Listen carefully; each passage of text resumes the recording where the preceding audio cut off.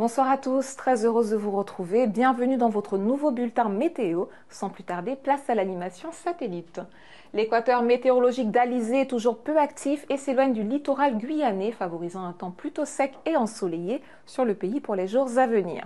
Les précipitations n'ont pas été particulièrement soutenues au cours des dernières 24 heures. Nous relevons cependant plus de 20 mm à Sinamari et à Patou. En début de soirée, les rares arrosages continentaux se dissipent progressivement sur le proche intérieur avant une nuit qui promet d'être particulièrement calme et étoilée. La température minimale attendue sera de 25 degrés. Demain, la journée s'annonce très belle. L'astre solaire s'impose dès l'aube sur l'ensemble du territoire, mais quelques averses continentales restent possibles localement durant l'après-midi, essentiellement près du Maroni, entre Grand-Santi et Maripasoula. Néanmoins, un coup de tonnerre n'est pas exclu sur le sud du parc amazonien avant une nuit qui s'annonce bien agréable. Les températures maximales seront de 31 degrés en journée. Côté vent, les alizés ventilent la bande littorale entre 20 et 30 km/h en journée, mais ils demeurent faibles dans les terres. Pour ce qui est de la mer, elle est peu agitée, mais grossit localement et devient agitée au large avec des crues atteignant jusqu'à 1,30 m en cours d'après-midi, mais toujours sur une courte houle de nord-est.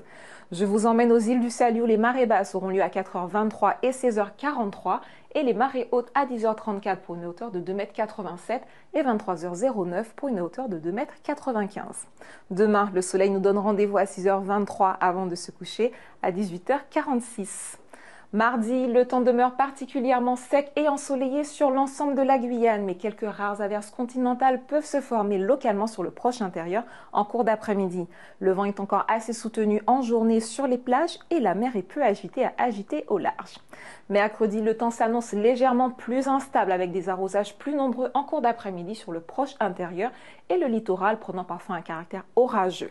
En revanche, le soleil devrait s'imposer plus largement sur l'arrière-pays avant une soirée calme et une nuit sèche.